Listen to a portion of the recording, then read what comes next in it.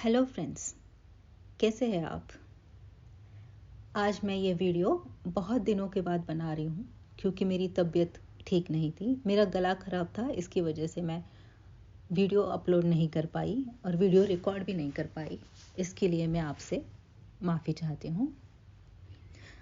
तो फ्रेंड्स, आज मैं आपके साथ मेरी केतु दशा और केतु अंतर्दशा का एक्सपीरियंस शेयर करने जाऊँगी। जो मेरी केतु की महादशा चालू हुई उसमें सबसे पहली अंतर्दशा केतु की थी, तो इसका मैं एक्सपीरियंस आपके साथ शेयर करूंगी। तो मेरी केतु की दशा चालू होने से पहले ही मुझे स्पिरिचुअलिटी की तरफ बहुत ज़्यादा इंटरेस्ट बढ़ गया था। और जब केतु की दशा चालू हो गई उस टाइम पे मैं ऑलरेडी एक स्पिरिचुअल स्कूल का हिस्सा बन चुकी थी। केतु की दशा चालू होने से पहले मैं एक बहुत बड़ी कंपनी में काम कर रही थी, एक बहुत अच्छी पोस्ट पे काम कर रही थी और मेरा वहाँ पे परफॉर्मेंस बहुत अच्छा था। मुझे बहुत अप्रिसिएशन मिल रहा था और मेरे काम को भी बहुत सराहा जा रहा था और मुझे ये अपेक्षा थी कि मुझे आगे बढ़ोतरी मिलेगी, बहुत अच्छा इंक्रीमेंट मिलेगा या फिर प्रमोशन भी मिल सकता है या फिर मेरी रिस्पॉन्सिबिलिटी कंपनी में और बढ़ जाएगी। केतु की दशा चालू होते ही ऐसा हुआ कि काम तो वैसे ही था, मुझे नौकरी भी थी, बहुत अच्छे से चल रही थी। जब केतु की दशा चालू हुई वर्बली तो बहुत अप्रिसिएशन मिल रहा था, सब अच्छे से हो गया था, मेरा अप्रेजल भी काफ़ी अच्छा हो गया था। लेकिन जब अप्रेजल लेटर आया केतु की दशा और केतु की अंतर्दशा में, तो अप्रेजल लेटर वो बहुत अच्छा नहीं था। लेटर में बहुत अच्छे से रेटिंग मेरी आई नहीं थी। जो रेटिंग्स मैं एक्सपेक्ट कर रही थी, जो इंक्रीमेंट मैं एक्सपेक्ट कर रही थी फाइनेंशियली भी, वो नहीं हुआ। और एक तरीके से मुझे बहुत ज़्यादा डिसअपॉइंटमेंट हुआ इस चीज़ का और मैं बहुत हर्ट हुई क्योंकि वर्बली तो सब लोग मुझे अप्रिशिएट कर रहे थे, वर्बली तो बहुत अच्छे से सराहना मिल रही थी, काम भी मैं बहुत अच्छे से कर रही थी, मेरे काम को भी बहुत बहुत सराहा जा रहा था कंपनी में और एक तरीके से मेरा नाम बन चुका था। लेकिन उसके बावजूद जब अप्रेजल लेटर आया तो उसमें ना इंक्रीमेंट अच्छा था ना मेरा रेटिंग अच्छा था। इसकी वजह से मैं बहुत डिसअपॉइंट हो गई थी और मैंने 1-2 दिन छुट्टी लेना भी चालू कर दिया। और तब मुझे पता नहीं था कि मैं किस दशा में हूँ और कौन सा प्लैनेट की वजह से ये हो रहा है। तब मुझे एस्ट्रोलॉजी में भी विश्वास नहीं था। तब मुझे ये लगता था कि आप कर्म करो, उसका फल ज़रूर मिलेगा। तो मैं अपने कर्मों के हिसाब से अपना काम तो किए जा रही थी, लेकिन मुझे ऑफिस में उसका फल नहीं मिल रहा था। सिर्फ काम हो रहा था और काम बहुत अच्छे से हो रहा था, लेकिन उसका कोई रिजल्ट मुझे पर्सनली फाइनेंशियल लेवल पे और प्रोफेशनल लेवल पे नहीं मिल रहा था। और तभी मुझे लगा कि कुछ चीज़ें मेरे कंट्रोल के बियॉन्ड है और इसी टाइम पे धीरे धीरे मैं बहुत अपसेट होने लगी काम से और धीरे धीरे मेरा काम से भी मन उड़ सा गया था। तो जितनी मेहनत मैं पहले कर रही थी वो मेहनत में कुछ कमी आ गई और मैंने मेहनत करना थोड़ा कम कर दिया ऑफिस में। फिर उतना ही काम करने लगी जितना कि चाहिए और धीरे धीरे इंटरेस्ट भी काम से ख़त्म हो रहा था, जैसे कि मुझे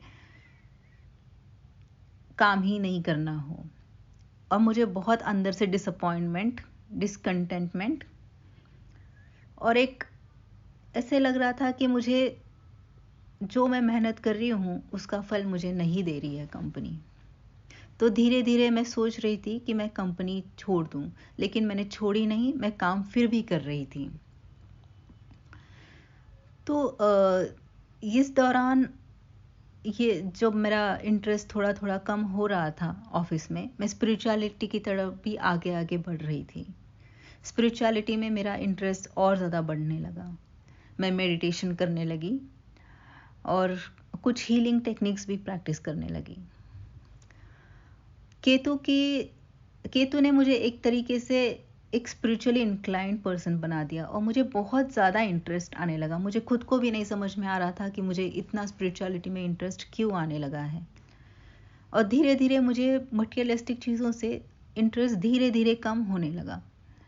जो कि मुझे पहले चीज़ें अच्छी लगने लगी थी, वो मुझे धीरे धीरे नहीं पसंद आती थी। जैसे मुझे मेरे फ्रेंड्स के साथ बाहर जाना पसंद था, शॉपिंग करना पसंद था, पार्टीज़ में जाना पसंद था, लेकिन वो धीरे धीरे मुझे अंदर से ही इंटरेस्ट कम होने लगा।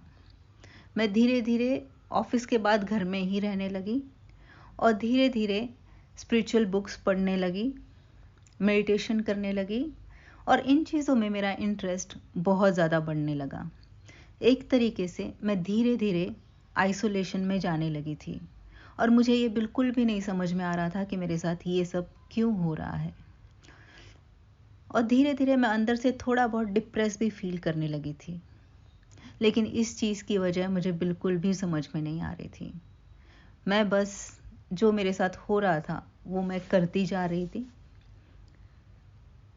और एक तरीके से जिस बहाव में ज़िंदगी बह रही है उस तरीके से मैं बह रही थी।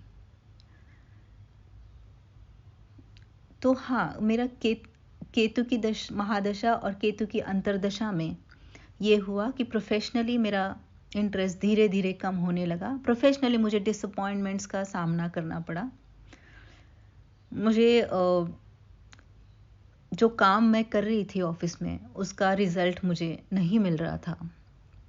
एक तरीके से जैसे मुझे किसी ने जोर से थप्पड़ मार दिया हो, ऐसा मुझे फील होने लगा था। और स्पिरिचुअलिटी की तरफ मैं बढ़ने लगी थी। तो ये दो चेंजेस मेरी ज़िंदगी में धीरे धीरे आने लगे थे। केतु मुझे अपनी तरफ खींचते हुए लेके जा रहा था और मुझे समझ में नहीं आ रहा था ये क्यों हो रहा है। धीरे धीरे केतु ने मुझे काम से डिसअपॉइंट करना चालू कर दिया था। मेरे प्रोफेशनल काम से, जो कि मुझे बहुत ज़्यादा पसंद था, उससे मुझे धीरे धीरे डिसअपॉइंट करके धीरे धीरे दूर करना चालू कर दिया था। फिर भी मैं ऑफिस जाती थी, फिर भी मैं काम करती थी, लेकिन मुझे उसका जो फ़ायदा है या फिर जो रिटर्न में इंक्रीमेंट मिलना चाहिए, रिटर्न में एक प्रोफेशनल एडवांसमेंट होना चाहिए, वो नहीं हो रहा था। तो हाँ, ये केतु ने मुझे स्टार्टिंग में धीरे धीरे अपना असर दिखाना चालू कर दिया था और केतु धीरे धीरे मुझे आइसोलेशन की तरफ भी लेके जा रहा था। केतु का असर मेरी ज़िंदगी में दिखाई देने लगा था, लेकिन मुझे पता नहीं था कि ऐसा हो क्यों रहा है। बट मैं केतु की एनर्जीज में बहने लगी थी। तो हाँ दोस्तों, केतु का असर आपको पहले दिन से ही अपनी ज़िंदगी में दिखना चालू हो जाएगा। केतु की दशा और केतु की अंतर्दशा में आप धीरे धीरे केतु के इम्पैक्ट में और इन्फ्लुएंस में आने लगेंगे और केतु अपनी झलक आपके ज़िंदगी में दिखाना चालू कर देगा। और जब ऐसा होने लगे तो समझ जाइए कि आप केतु की दशा में आ चुके हैं।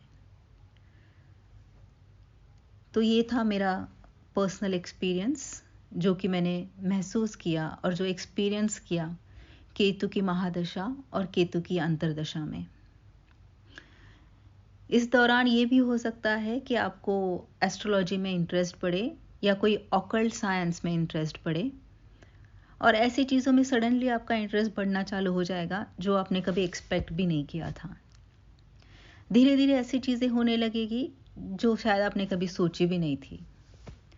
धीरे धीरे आप लोगों से दूर होने लगेंगे और आपको एक तरीके से लोगों से बात करने का मन ही नहीं करेगा। आपको शायद पार्टीज़ में, शादी में या जहाँ पे लोग होते हैं, ऐसी जगह पे जाने का मन ही नहीं करेगा। आपको धीरे धीरे आपका घर, आपकी रूम सबसे अच्छी लगने लगेगी। धीरे धीरे आपको अपना अकेलापन अच्छा लगने लगेगा और आप अपने अकेलेपन में एक सॉलिट्यूड ढूंढने की कोशिश करेंगे। और यही केतु का असर है, वो आपको सबसे अलग लेके जाएगा और अपने आप के अंदर झांकने की कोशिश करवाएगा। आप समझ जाइए कि आप केतु की दशा में आ चुके हैं। सो दोस्तों, आज मैं अपना ये पर्सनल एक्सपीरियंस आपके साथ शेयर करके मुझे बहुत अच्छा लग रहा है। अगर आपको ये वीडियो अच्छा लगा हो तो उसको लाइक, कमेंट और शेयर करना ना भूलिए।